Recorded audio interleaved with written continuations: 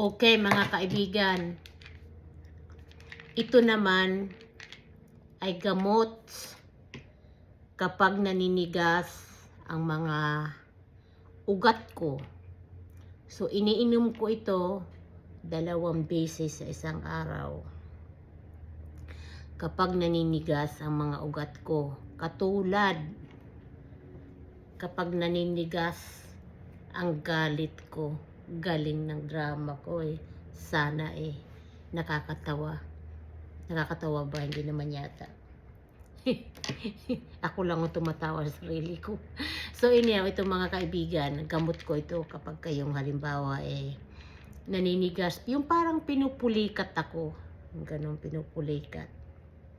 Kaya nire-ready ko ito kapag bago ako matulog at saka sa umaga iniinom ko ito para ready na ako bago mangyari ang pulikat ay hindi nasasakit ang mga muscle ko bang ganyan, hindi sasakit. Kaya ganyan din dapat bago ka magpatayo ng bahay mo, dapat naka-ready ang pera mo. Katulad ko, ito nire-ready ko na ito bago pa akong pupulikatin. Kaya, kaibigan, kung ikaw ay magpapatayo ng bahay, siguraduhin mo na may pera ka. Kasi hindi naman pwede na uutang ka sa utangan tapos naubos na yung perang inutang mo sa utangan, napahinto na ang papagawa ng bahay mo dahil kailangan mo magbayad sa utang mo.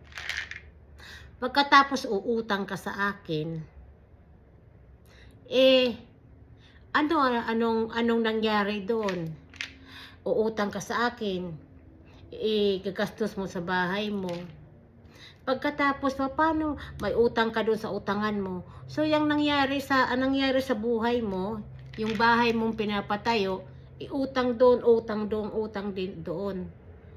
Paano naman mangyari? Paano? Hindi ko yatang maisip.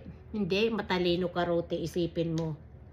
So, may utang ka doon, utang ka sa akin. So, magbabayad ka doon sa inutangan mo, magbabayad ka rin sa akin, tapos yung pagkain pa ninyo. Paano matatapos ang bahay mo? Yan ang katanungan. Kaya katulad nito, nire-ready ko muna bago akong pulikatin.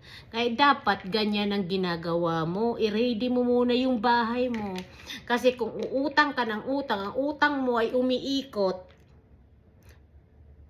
Sabi mo nga wala kang utang sa tindahan. Pero malaman-lamang ko may utang ka sa tindahan, di ka pa nagbabayad, lintik kang babae ka. Anyhow, ganun dapat. Katulad ko, nagpapatayo ko ng bahay ng mga balanlay. Bahay ng mga balanlay, hindi yung pwede dyan pumunta, tumira. Ay pwede naman pumunta, pero hindi pwedeng tumira ang hindi mga balanlay dyan sa lupa ko, dyan sa bahay kong pinapatayo. So, kasi bahay ng mga balanlay yan. Kaya yun ang ibig kong sabihin. Naghanda ako ng pera ko para mayroon akong pambayad, pampatayo ng bahay ko dyan sa Lawaan. Kasi medyo malaki-laki yan. Kaya dapat yun ang gawin mo. Hindi yung utang doon, uutang ka sa akin, tapos sasama ang loob mo dahil inayawang kita. Hindi kita pinautang. Paano na pala, paano yun? Yung bahay mo, utang doon. Kaya sinadya ko talaga yan, na hindi kita pautangin. Number 1, wala ako sa iyong ipapautang. At number 2, kung pautangin man kita, paano mo sa akin mababayaran? Hindi mo naman sa akin pwedeng ipadala yan sa akin dito sa Australia kasi nandito ako. Gets mo? Sana maroon nakarelate sa mga drama ko. Kailangan kasi ako mag-isip. Diba? Kailangan tayo mag-isip. Vloggers! Kailangan mag-isip kung ano ang iko-contents ko. Diba? Tingnan mo, katulad mo, sa damit ko, parehas lang. Kailangan ako humawak para matandaan ko kung ano na ang in-upload ko. Diba? See?